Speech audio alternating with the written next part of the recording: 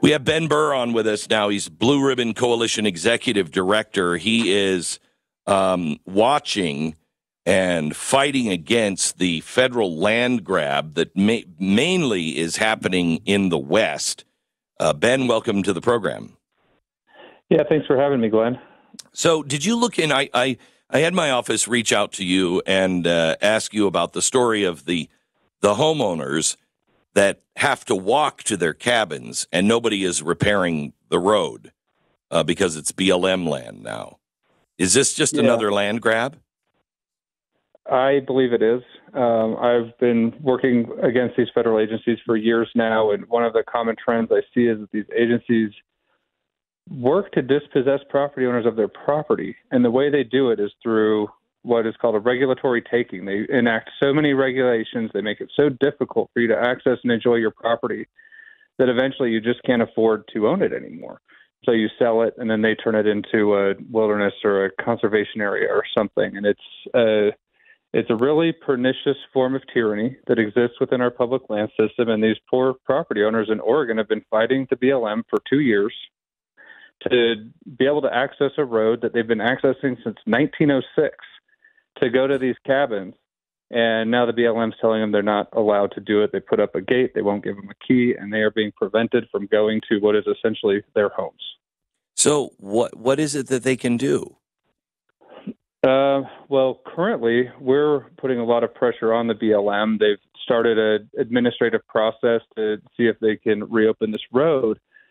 But the reason that I think this needs national attention is because there just needs to be pressure. Congressman Bentz has been helpful in trying to get this done, but as you know, the Republicans were in the minority last Congress. As soon as they're in the majority, I'm hoping there's some congressional scrutiny on the behavior of what's going on at this BLM office. I don't think that the BLM should be an agency that can just decide one day that you can't go to your home anymore and they block off a road. And I got news for you. I know you agree with me on this. No agency should be able to get up one day and just change the rules. No agency should do that. Congress makes the laws. They don't even have to change the rules. The BLM's own rules say, like, if you go look at their handbook, it says that they cannot deny a property owner access to go and use and enjoy their property. They're not following their rules, and so, but they are willing to play chicken. And so the question is this going to have to go to court? It's just frustrating that might have to be the outcome, because all you need is for one field manager to change his mind and say they can keep using this road they've been using since 1906. And one thing you should know is I did help them get emergency access to go winterize their cabins one year. There was an early freeze coming. Nobody had turned off their water. This was the first year they couldn't go up. And so we petitioned the BLM, saying, can we just go up to turn off the water so we don't break all our pipes and destroy the homes? And they're like, okay, fine, you can do it. So they actually drove up the road that's been allegedly destroyed by an erosion event that happened from a flood. They were able to pass. The road is passable. You can still do it in a four-wheel drive vehicle. So no work actually needs to be done, but the BLM just won't let them open the gate. They're telling them no. And the reason is because they're worried that these four-wheel drive vehicles will run over fish in the river. And I've hiked to these cabins, Glenn. I have a picture on our website of me hiking up there. The river goes up to my knees. Have you ever tried to run over a fish in a river that's knee deep with a Jeep? Oh, I do it all the time. I just run over. That's how I fish. And how I take out my anger. I just drive up and down rivers to kill fish. Yeah. This is ridiculous. There are a few places where there's river crossings. They've been doing it for a century and more, and they're worried about the fish. And I'm just like, I don't think they're going to run over the fish in their Jeeps. I've tried to catch fish with my hands in a river when I was a kid, and it's impossible. they're pretty adapted to rivers. Yeah, it's almost as if water is their element. Almost. Okay, so Ben. Is this part of, I remember during the Clinton years, somebody was talking about Yellowstone and letting roads in and around the park degrade, so people would just eventually just kind of vacate that area because it was too difficult to get to. I don't even know if that was true. That was something that was going around in the 90s. Is there a concerted effort in our land management agencies to do these kinds of things?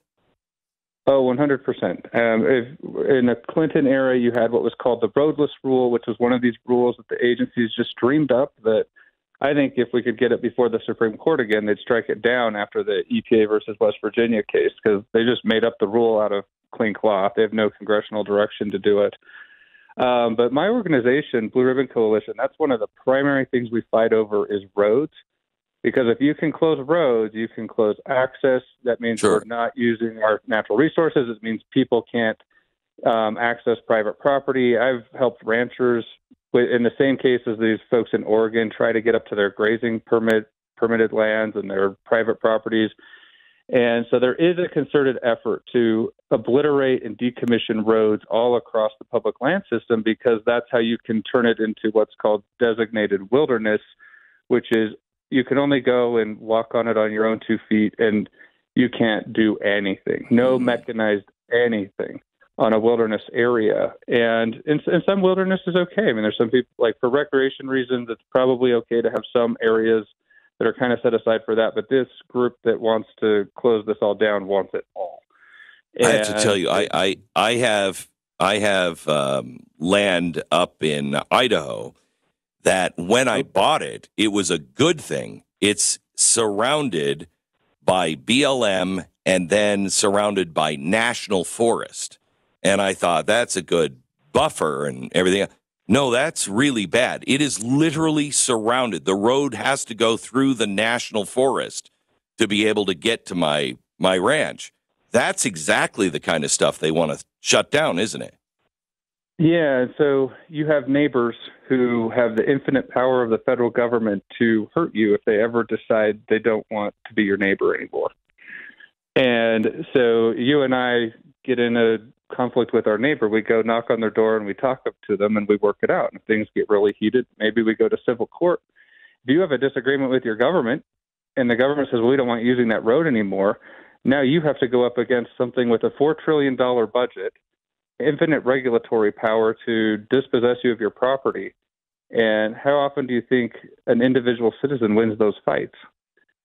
It's hard work. The only reason I have any ability to know how to do it is because I had somebody who'd been working in the agency for 35 years train me on how to challenge these decisions that come out of these agencies. And there's not a lot of people that know what to do or how to do it. And so that's an open invitation, by the way. If any of your listeners ever need help with these federal land agencies, we're here to help them. And your website is sharetrails.org. Sharetrails.org.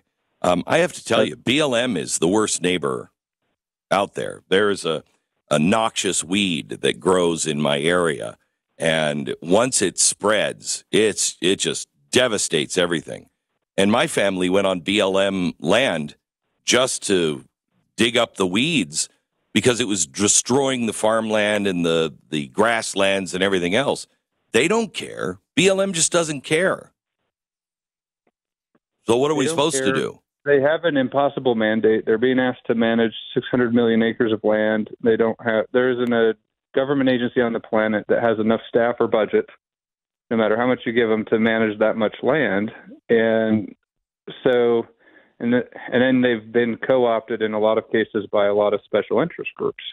And so they have the tendency to be an almost impossible agency to work with if they dig in on a position and they're unwilling to change their mind, which is what we're facing in Oregon. Good luck with your weeds. You're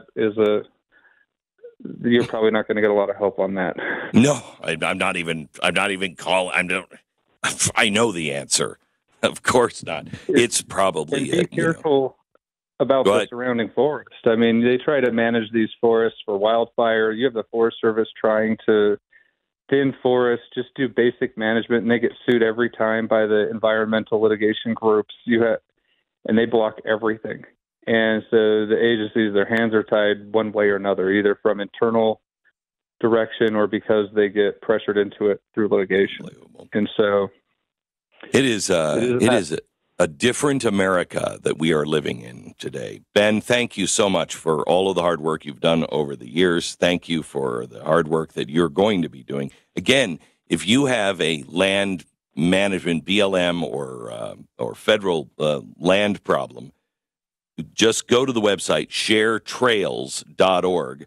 You can also follow Ben at BRC Blue Ribbon on Twitter, BRC Blue Ribbon, or sharetrails.org.